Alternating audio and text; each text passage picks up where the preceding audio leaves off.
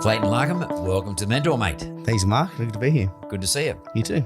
So I got to declare early that I have an investment in one of Clayton's businesses. We'll talk about it a bit later. Mm-hmm. So I've just got to make that clear.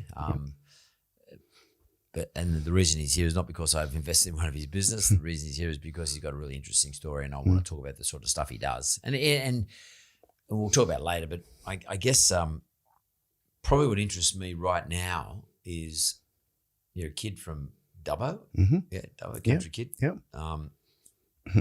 And how you've done what you've done. You've done a pretty amazing job in competing against big guys in a very short period. So I probably want to go back to your country roots and tell me, for a start, tell me a little bit about Dubbo or growing up in Dubbo. I've been there a couple of times, but I don't really know the joint. It's a fairly wealthy town now. It's a fairly big town. It's one of the biggest rural country towns in Western New South Wales there is. I didn't really see much of that growing up because I went to the zoo, Western Plains Zoo, that's there, and had a great upbringing, simple Dubbo Public School, and it was a great upbringing of sport, good family life, and it was a simple upbringing.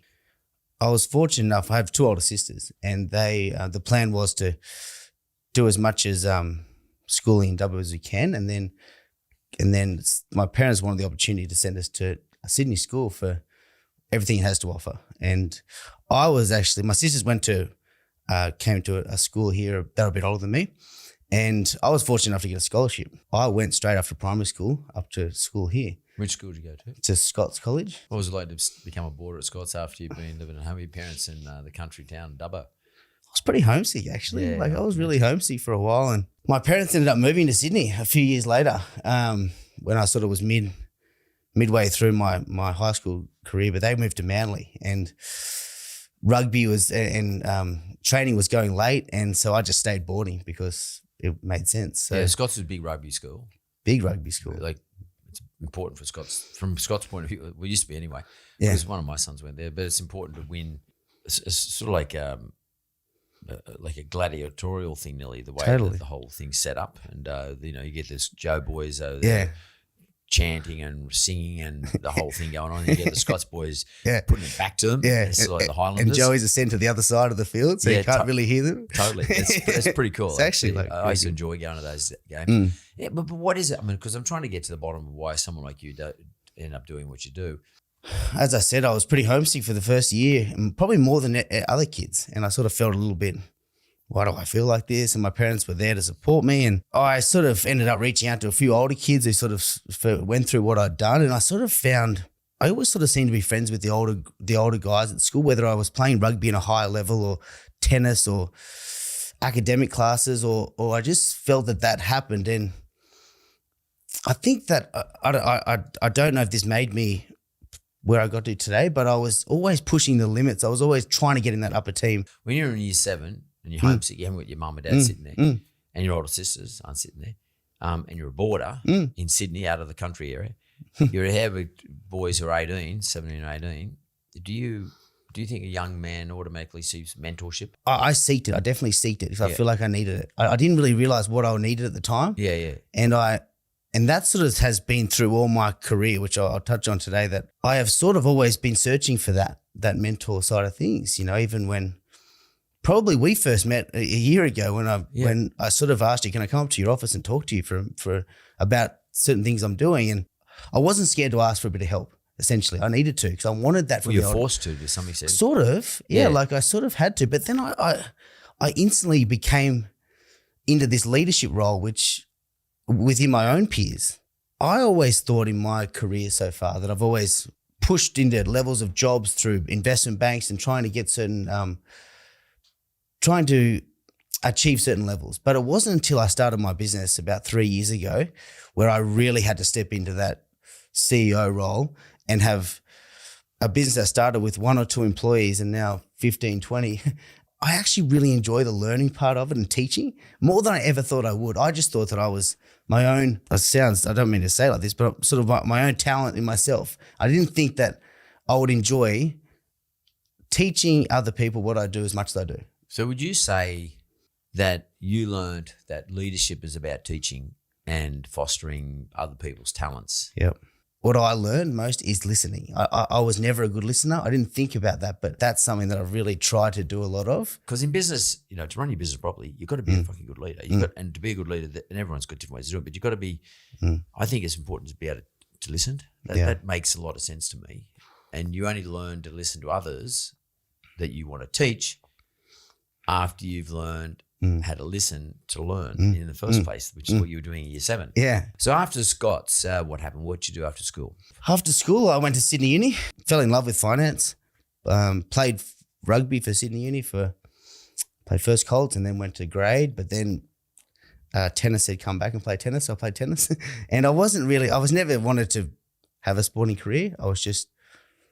I enjoyed it and it opened up a lot of doors for me, right? That's what it did. It allowed me to meet a lot of people, but academic and economics is where I really zoned in at uni. When I went to school, I didn't have that thought in my mind, and I was good. Rugby league? Sport, rugby league school. But I remember there were other kids, like Graham Hughes was in my school, my class, and my side. And I remember when I was like maybe 15 or so, I remember him saying to me, well, not saying to me, saying to the class that he was going to have a career in rugby league and he didn't need to study because he was going to, and I used to think, wow, like I couldn't work that. I've never heard of any of that sort of shit. Like how could you have a career in rugby league? But he knew then that rugby league would provide for him a platform to have a career. And still today, he's got a radio show and he still does that today. And he knew that when he was 15. I didn't have any idea of that sort of shit. Like I just went to school, did whatever I did, play sport, did my study. I wasn't that zoned in on and able to articulate these things. I never wanted to or thought that I would be a sports player, but I knew what did it do for me? Geez, it gave me great skills in a team environment, rugby, for example, to know how to be a captain of a team and have 15 guys around you, to talk about strategy and navigate some guys who are down or nervous or scared. Like, you know, those things are awesome things to learn at a young age. Then you've got an individual sport like tennis, which is just you on a court fighting against one guy for 3 hours to win. Like you are battling you and your head. Like, you know, you are learning awesome things about yourself. I've always been a pretty good forward planner. I always I've got the next 10 years mapped out in my head right now. And I reckon I did then. I reckon I sort of knew that, geez, I'm learning good skills.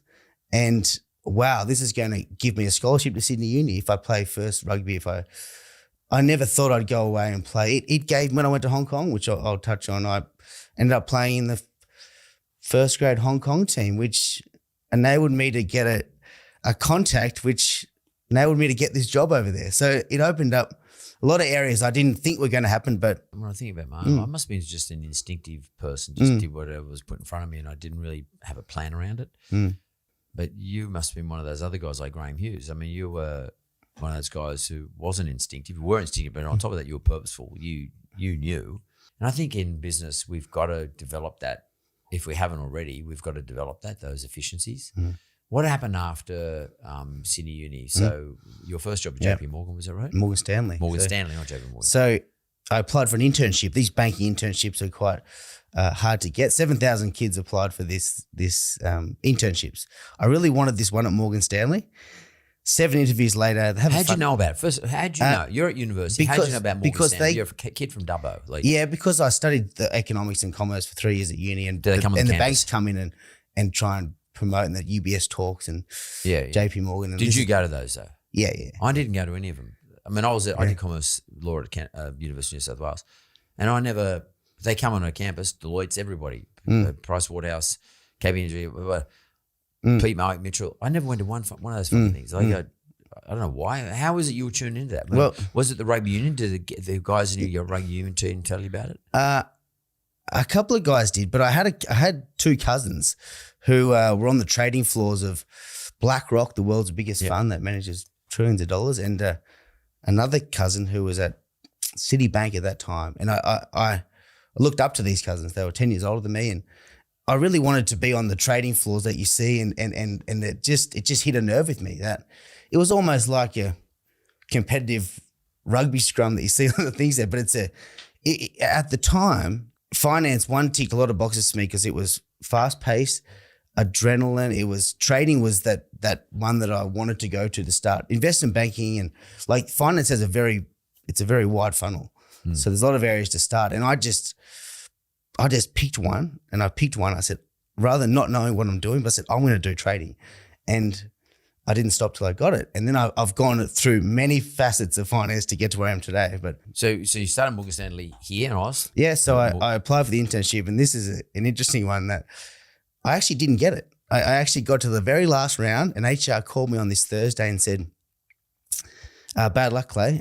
Try again next year. You missed out. And I was devastated. So I got a bus in from Sydney Uni, and Morgan Stanley are in Chifley Tower. And the managing director who was the last interview, he said no to me. I waited on the couch downstairs from 9 a.m. until he came out to lunch at 12. And I followed him through the city, and he was with all his mates, and he went to the restaurant, Machiavelli's. He went down the stairs and down, and I was nervous. I was 21, and I was walked down the street for a while, and my legs were shaking, and I tapped him on the shoulder, and he was around this table with 10 of his mates having a Friday lunch, and he turned around and he's like, yeah. And I was like, oh, I interviewed with you yesterday, and I missed out. And he's like, oh, mate, try again next year. And then anyway, I said, can I get 2 minutes of your time? And he said, all right, 2 minutes. Put him to the side of the restaurant. And I said, I don't really remember what I said, but I said, essentially, you've made a big mistake. I'm going to be a trader for the Citibank, Deutsche Bank, one of the banks, but I want to be on your bank and your team. And he said, mate, gutsy, thank you very much. Try again next year. HR called me and said, he just caught up and said, I want that guy on my team start next week. That's how it all started. That's interesting. So you as a leap of faith, but you took a risk. It's a big deal. So Morgan Stanley, then do you end up in Hong Kong, Morgan Stanley? Yeah, so then the middle of GFC hit and I moved over to Hong Kong. I wasn't a trader yet. I was a trader's assistant because you just spend time to do that. Middle of GFC, against all advice, they said, don't leave one of the world's biggest banks. And I moved over. I said, I want to be a trader. And I lived on my sister's couch. My sister lived in Hong Kong. My sister and everyone said, look, there's no jobs in Hong Kong. Like, it's the middle of the GFC, go home. And again, as I said, playing rugby, I met a guy who had a connection to a really senior person at JP Morgan. And I called him up Monday morning. I said, I'm Clay Larcombe. I've just arrived in Hong Kong. He said, mate, I don't know if you know what's happening, but it's the middle of the GFC. And I fired 50 people yesterday, jump on a plane and go back to Sydney. And he hung up. And then I called him back the next day at the same time. I said, Mike, I called you yesterday, and he had a bad morning because he gave me a barrage of abuse. Don't you call me, bang. And I called him the next day at the same time. And before he said anything, I said, Mike, before you say anything, I think we got cut off yesterday. And he burst out laughing. He said, get in here at 4:00.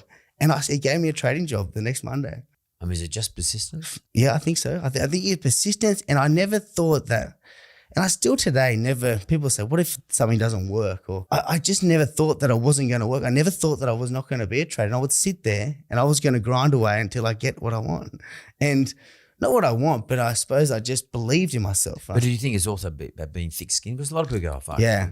I think that's a lot. I think that's come a lot from the rejections of everything, like sporting teams you miss out on. Or that first job that I got as that trader's assistant on those trading floors, like those guys that are the senior traders there are brutal. Like here's 10 numbers, call up, and it was really intimidating. You would have to make cold calls all day to 95% of the time they tell you to piss off and smash the phone down. Like that you grow quickly in that, and you care less and less about no, and realize that it's just another number. And it's a numbers game. So when I say thick-skinned, would you maybe another word that you would put alongside that word thick-skin is resilience? Well, I think persistence is the one. Well, that's my company today is called Pack Capital, and it stands for 3 acronyms: persistence, ambition, and consistency. The 3 values I stand by. Yeah, so persistence is a big one. It's funny. I used to carry around in my I used to have one of those thick black leather bound diaries that everyone used to have before mobile phones came around. And I was given that by a partner of the law firm I worked for. He gave it to me because he had one. And I was traveling overseas with him, and I was asking about it, and he said he'd buy me one. He bought me one. And I still have that diary, but inside there was a little sleeve, and inside that sleeve there's a piece of paper. There is a piece of paper. And on the piece of paper, was a little saying which was typed out, which he gave me, and I tore it out, and it's about persistence, how important persistence is. Oh yeah. And like he was, for me, the most brilliant lawyer I've ever met, and highly regarded. He's in his 80s these days, but I kept that saying about persistence. I don't remember the saying there, but all I remember is how important persistence is. And some people say, you should never give up. Well, maybe it's not about never giving up. It's not even thinking about giving up or not giving up. It's about just being persistent. It's about being as opposed to thinking about it. It's not a thought process. It's about just being a certain way. Yeah. You don't overthink it. Don't think, I'm going to keep calling back because, he or she'll eventually say, no, I just call back. Just like you would call back at the desk, your person you report to probably gave you 50 calls a day, 50 names to ring, and that's what you did. 100%. And once you through that list, give me another list. Yeah, totally. So persistence and thick-skinned is what you developed, or resilience is what you develop, but it's because you're persistent. Your ambition is your thing. That's a bit of a driver that can give you energy, but the way you do it is you're always persistent, and it's not too much thought around it. Yeah. So off the back of that, you develop PAC. PAC? Yeah, exactly. Yep. Tell me what that is. Yep. So after I went through Asia, I was there for about 6 years. I wanted to move back to Australia, where I was from. I missed Australia and wanted to move home. Came back and I didn't initially start PAC. I actually worked for JP Morgan, who at the time owned Ord Minnett, a stockbroking firm. Moved back and they said, well, don't leave, try stockbroking. Essentially, it was great, but it wasn't, as I said, I've been through every part of finance. And I always had the ambition after a while, Mark, that I ended up like butting heads with management a lot. Like after a while, like I think that most people were just like, why do you keep wanting to improve that process or question why is that done?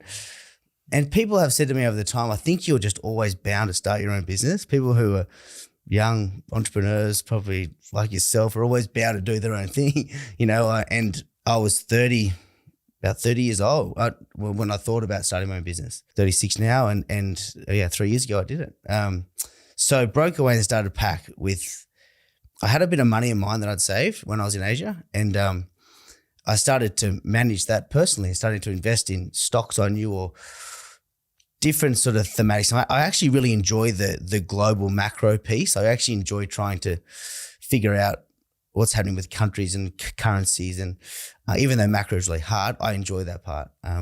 So I started to asset allocate my money around the world, and wasn't a great deal, but it was enough to do. And saying that, I actually met a guy up on the golf course up in the Gold Coast, and he said, hey, if you're doing that anyway, can you manage a bit of money for me? And that was a few $1 million at the time, and charging a percentage fee under management, not any brokerage or anything. So I thought, well, this is a good deal. I can charge, it had good residual revenue. I was charging, let's say it's 1 million, 1%, 10 grand a year, almost $1,000 a month, every month. As long as I grow it, it was good business. So started that 3 years ago with those three values I spoke about. And the consistent part that you touched on, that was something I wasn't good at. Like that was something I've had to really learn. Like I heard it from clients a lot. And as I said, I really try and listen. And they're like, you say you were going to send a report to me by Friday and I'd get it Monday.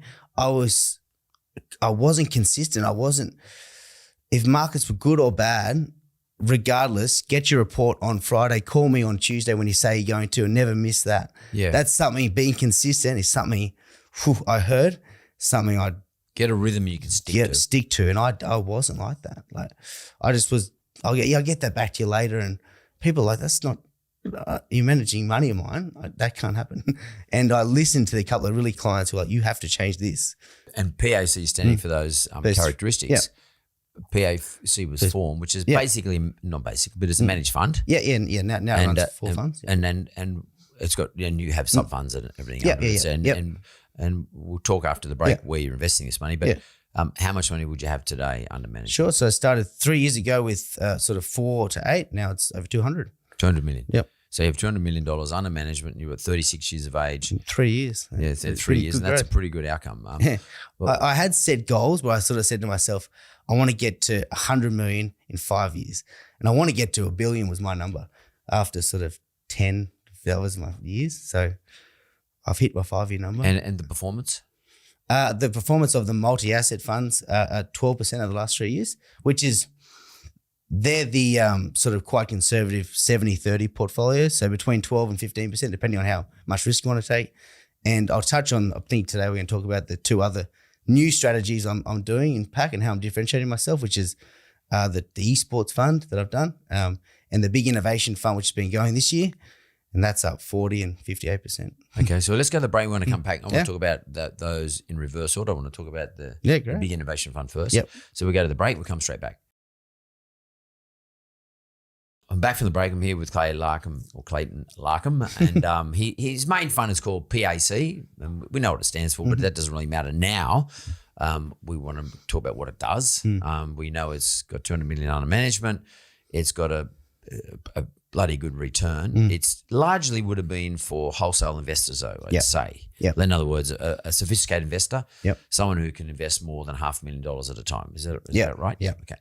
So you like macro thematics. I mean, what's going on in the world effectively is sort of what attracts you as an interest. And I'd say when you then choose the things to invest in PAC, you've invested in those things, but you've got these 2 other initiatives going on now. And one's esport, which is really cool. Yep. So what happened was this. It started off PAC when I started. It started off with 5-10 families. It was almost like a family office for these families. And it just evolved in the fact that I wanted to, it wasn't that scalable. I could probably manage 15 to 30 clients, but it was had a ceiling, so that's why my business has changed, which I'll touch on. So what happened was 2 years ago, I didn't know much about esports or gaming. I didn't come from a gaming background. Not as in gamers. Yeah. I wasn't a gamer. Yeah. And I didn't really understand what esports was. Yeah. And esports is essentially electronic sports, and it's essentially competitive video gaming. Yep. People ask, where did you meet this company? And I actually met them in the gym. I was in the gym and they said, they started a company called, it was an esports company called Picklebet. And they said to me, Clay, we've just started this company. We know you manage some money and have a bit of your own. We're looking for a seed investor because we are using our credit cards and borrowed money from our dad, and we think it's a great idea. And I'm like, look, I don't run a VC fund. I've never invested in that. But I'll have a look at it. But they're looking for venture capital. They're looking for venture capital. Startup capital. Startup capital. They were startup capital, seed capital. I spent it's about 3 to 6 months looking at esports and how big this was globally. And I started to really unpack every part of the esports ecosystem, which is not only eyeballs, generations, and how much money is going into the space, but I also looked at essentially, I spent a lot of time in Asia and how big it was there. And America is not as big as Asia. 70% of esports happens in Asia. But there's more eyeballs on sports and esports than normal sports now. So I'm like, wow, this is... How do you mean? Like, give us an example. Oh, so like essentially last year, more people watched Fortnite or Dota or World Cup championships through different streaming platforms, not actually in the stadiums because we couldn't because of COVID, but more people around the world watched esports than normal sports, NFL, rugby league. When I first was looking at esports, Tiger Woods won the Augusta Masters that year, 2019. He won $2 million in prize money. There was another show that I watched. It was the Fortnite World Championships, which is a similar event. 120,000 people in this stadium watching this physically in a stadium watching. Instead of watching sports, they are watching two groups play against each other on screen, just like a normal sport. Wow. And the 16-year-old kid, Booger, who won over $3 million, more than Tiger did. And I was like, something's going on here. I got to have a really good look at this. And that's when it really kicked off for me, and I started to dive into it really hard. It's even bigger now. Yeah. I mean, COVID's made it bigger. Yeah, it's like streaming, especially when it comes to, they're not going to sit in a physical and it's COVID proof. Yeah, totally. It's around the other way. Like because I'm COVID on board, I'm at home and I've got time, I'm going to dial into my favorite esport, wherever it might be. Exactly right. But it also, for me too, hit another nerve that it was a deeper. It wasn't just about the sport. It was a deeper social shift that was happening. Tell me about that. Yeah, I'm curious about that. Yeah. What does that mean? People were communicating. It was the next generation were not going down to. For example, I said to a couple of younger kids that work for me. They said, "Are you going to watch the football game this weekend? Like, you're going to have a barbecue?" He's like, "We're going to have a barbecue, but we're going to go. We're watching the esports match on." And I'm like, "What do you mean?" Like, and so just like we would watch football. Yeah, like you would go to the rugby. Yeah. And you watch Australia versus whoever, South Africa. They were all having a barbecue to watch two people playing against each other in a controlled game, in a match from different sides of the world. So they were controlling the team. Let's just say a soccer match, a digital soccer match, FIFA. One person was controlling the team who was sitting in Poland, and the other guy was controlling the team sitting in Prague. Like it was quite. And they would watch that. And they were just couldn't wait to see it, because these guys, they were like their heroes. Yeah, it was their heroes who were playing that game. It's for me. It's like right? you're watching David Campese. Exactly. But this playing against the Barbarians or something. But this is the difference that I realized after looking at and hearing it. Even though I watch NBA, I know I'm never going to be LeBron James. I'm never going to dunk, never going to be that tall. But these guys watch these players and they relate to them. I can be that person. Because you're not bound by physical size, anything. It's about how much you can move your control or your brain capacity to win. So what I'm saying is that people could relate to their heroes a lot more than what you do on a football field. I know I'm never going to be that big. I'm never going to tackle like that. But people can look at these gamers and be that gamer. And you're sort of like creating an avatar of yourself, exactly, and you become that gamer. Yep. That person or that individual in that basketball game. Yep. Exactly. It's sort of quite interesting. And I'm trying to work out what it is. What do you because think they communicate too. There's this how? Well, okay. So what happens is you have this this community of people who are sitting at home who have a passion and love for electronic gaming. They have maybe typically in their life been a bit of have not been outcasted for that love. Be at home, and I love Nintendos and gaming. You probably just stay at home and that they love their own time in their own room with their own game. But now, because of the evolution of Wi-Fi and communication channels and Discord and a few other channels, not only can they link up with people around the world and play and communicate, see each other through a virtual reality systems now, which that's the next stage. And then the metaverse. The metaverse, yeah. Where people are meeting up in these scenarios in the metaverse, playing a game as someone else against each other with someone else around the world. So you are linking up in a community. When I say that it's a deeper than just the electronic sports, it's more of a shift in the fact that people can log into these gaming systems, communicate with each other, find a community of friends where they all can meet up and talk about, as we would meet up and talk about rugby league or rugby union. They talk about an upcoming match coming up. But do they do it as the avatar of themselves? They can, but are we going that far yet? Or we're close. Where they actually live in another reality in a parallel universe. Yeah. Well, this is happening now. I'm actually going over to the States, hopefully to Miami, where that's all happening, and people are living in these VR sort of metaverse worlds. They got the Oculus goggles on, where people are staying in there for days at a time and are living in that world. No. Yep. So people are trying to get them out, and they eat, and the people want to live in there forever. Like for a longer period of time. It's like traveling to Mars, but not going to Mars. Yeah, but you actually become that person. You're standing on the but you do become the person because in your own brain, your brain gets tricked into thinking that's the person they are in the goggles. Yep, exactly. And then there's another group that I'm meeting up with too, with part of the government who has looking at training for going into war, going into situations in their head where they go into battle. It's also going to hospitals where they look at maybe you have some disabilities where you put this on and be someone else and can walk, or there's a lot. That's cool. That's cool. That's fucking cool. That is cool. Like if you're not able to walk, and all of a sudden you can walk. You can walk, exactly. And you see what it's like and feel it. And or even that's fucking that's a super cool sort of it's a bit tangential, but like it's super cool. Yeah. I could talk about this shit forever, but let's just go back. Let's go back to pickle bet. So could I. So you went into pickle bet. Yeah. So Picklebet started then. These guys, So the Picklebet guys, Nick and Damon, is a the betting founders. business. It's an online betting business. It's a gambling business, which essentially allows you to put bets placed on esports matches coming up around the world at any one point. So we're going to just get our head around this. So just like a sports bet. let's say there's I don't know. Well, let's pick a new sport. Pick one for me. FIFA. Basketball, FIFA. Okay, soccer. Or FIFA, football. There's a FIFA match on, watching it, and I can have a bet. Picklebet sets the odds. So in your case, Picklebet does set the odds. So you're Betfair. Yeah, exactly. You're equivalent to Betfair, but bet. in esports. Yeah, sports bet, but they, exactly. But we're offering odds for matches based on form and everything these players have. But Picklebet just tailors for esports matches around. So you invested in Picklebet. So where is Picklebet today? I invested years ago when I first met Nick and Damon, who are the founders. They were doing $50,000 in turnover a month.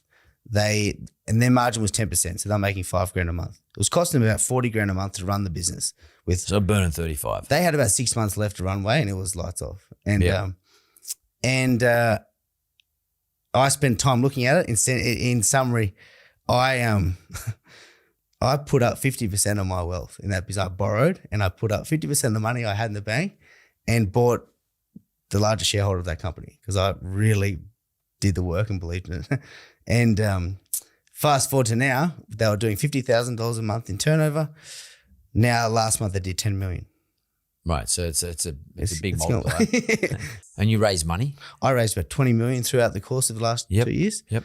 Through different stages. I was seed, and then what happened was this: that investment. Like as I said, I didn't run a VC company, and I didn't want to put my clients' money in front of this.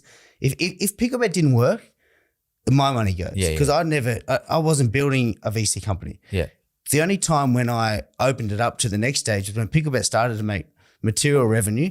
And I knew they went to Series B, along the chain. And then it just went to a pre-IPO stage because getting ready for listing. So only then did I call my clients and say, here's an option for you. Yep. And I gave them the option. And so now PAC owns 50% of Picklebet. Just finished on that percent. Obviously, I had esports running through my veins and blood, and I knew the space for years.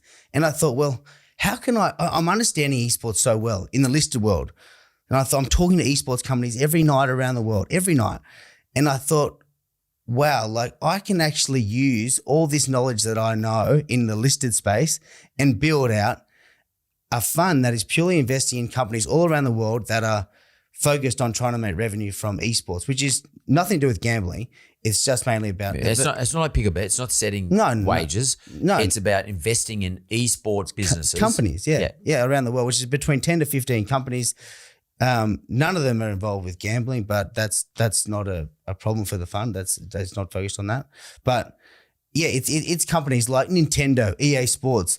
It's companies like Tencent, some of the biggest companies in the world that are esports focused. And I sort of was able to use my skills, just like I would unpack BHP's balance sheet.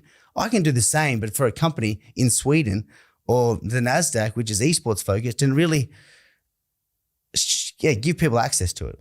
So it's bringing product to the market, which a market would not otherwise have. Yeah. But it's all packaged up. It's curated. Yeah.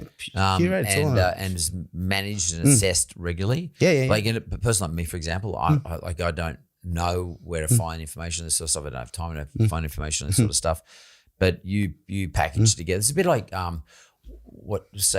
someone might do this for crypto. So someone might bring a package of crypto.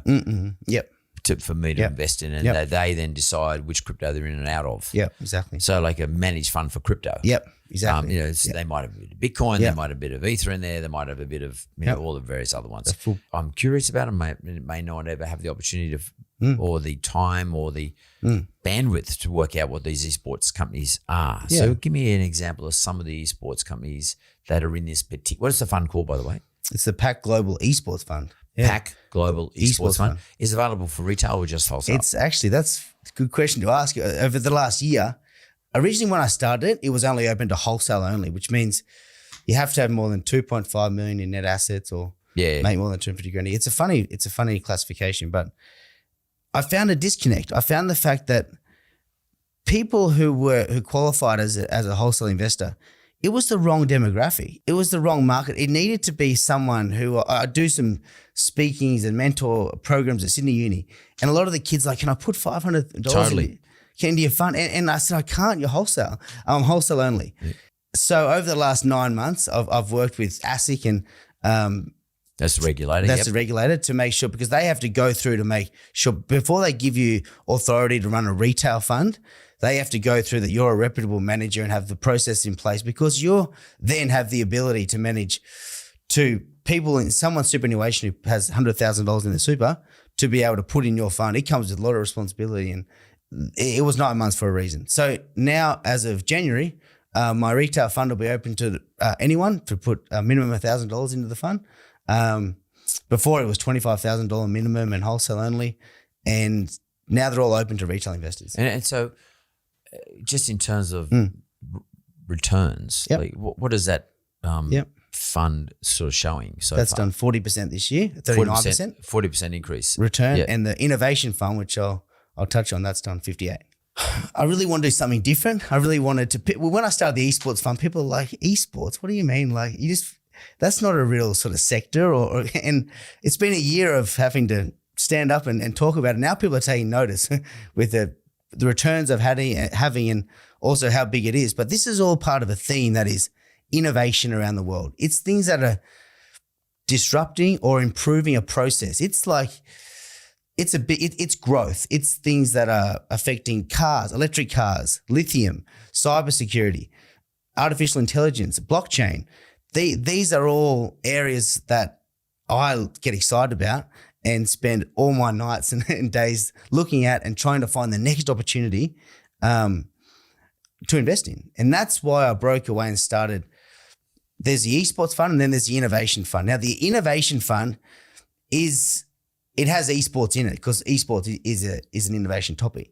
I think innovation is not as big as esports fund right now because it's a bit newer. But I think innovation will be the blue chip sort of gold part of pack, because it has about 10% allocation to esports, artificial intelligence. It has an allocation to blockchain. You can't avoid that. It is an innovation topic that needs to be addressed.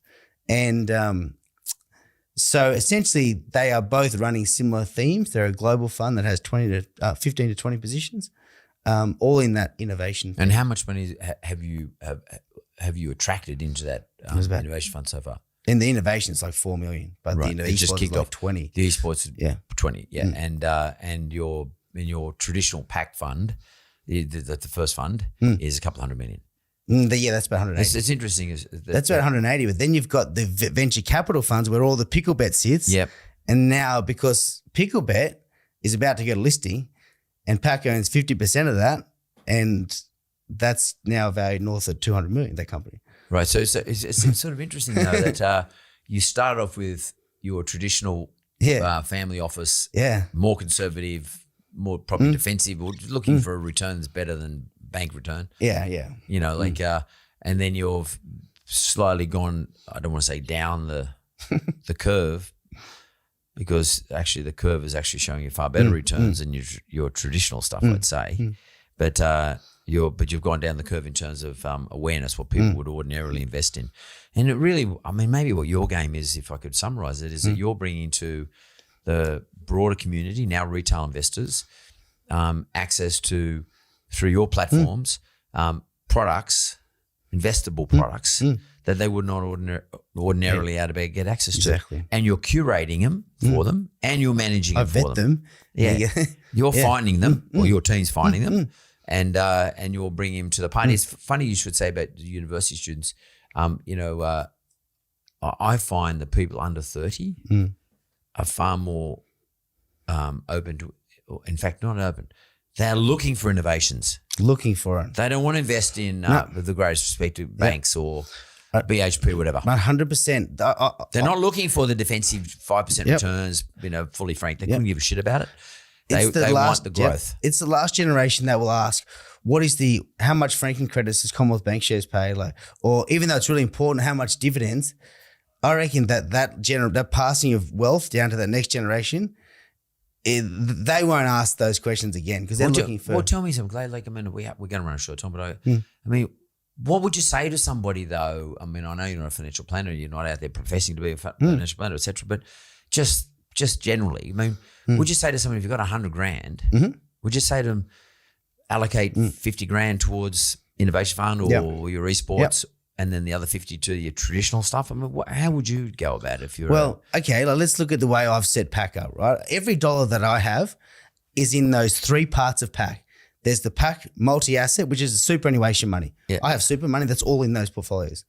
Then I've got the PAC innovation funds, esports funds, then I've got the PAC private. So the three factors where every dollar I have is in those three funds. So if I had $100,000, I'd say, well, keep it diversified and structured. Keep 50% in the big global multi-asset. Have some fixed income. Have some offshore exposure.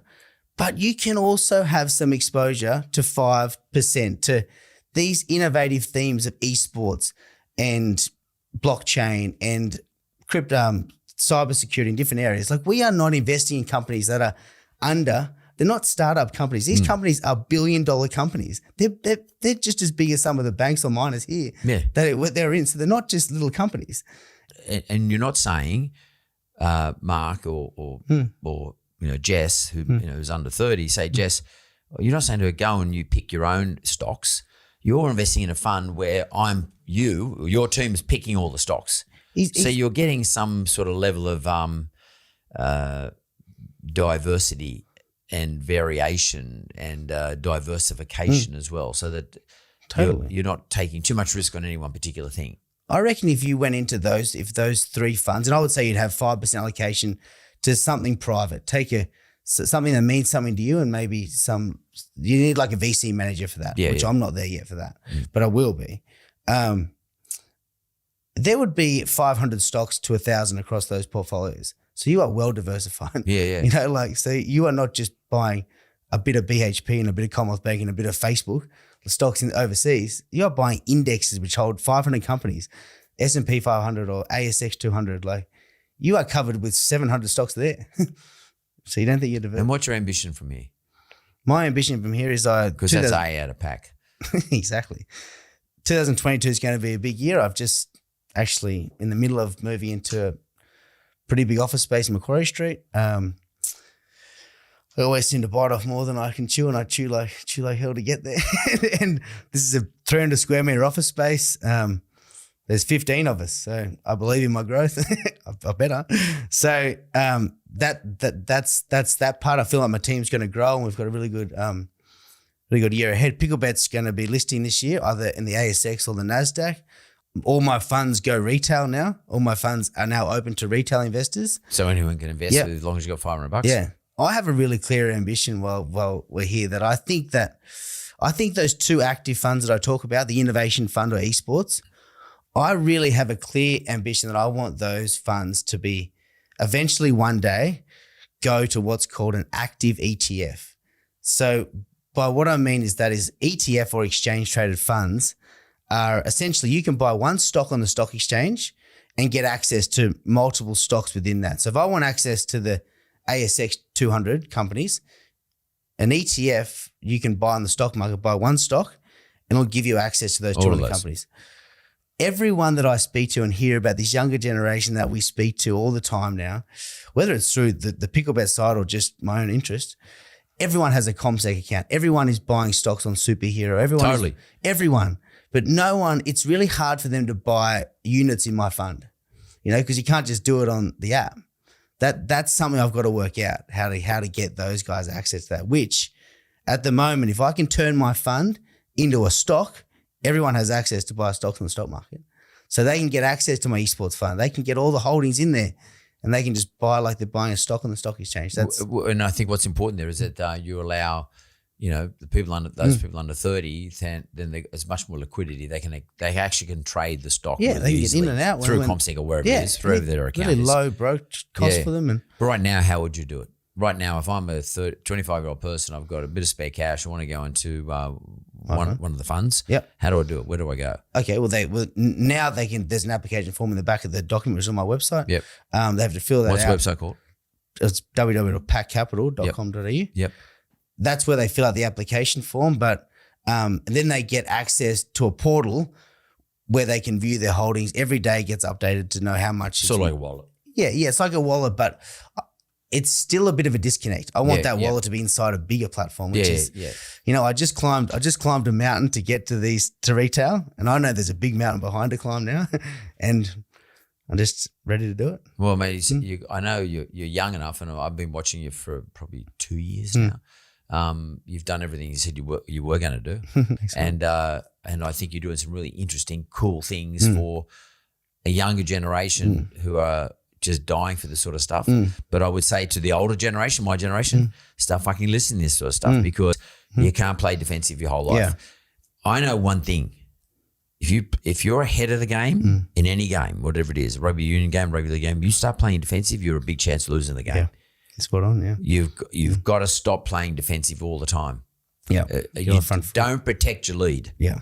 You start protecting your lead, you're taking a risk. Yeah. And a lot of people think, if I protect my lead, I'm actually being risk averse. Yeah. No.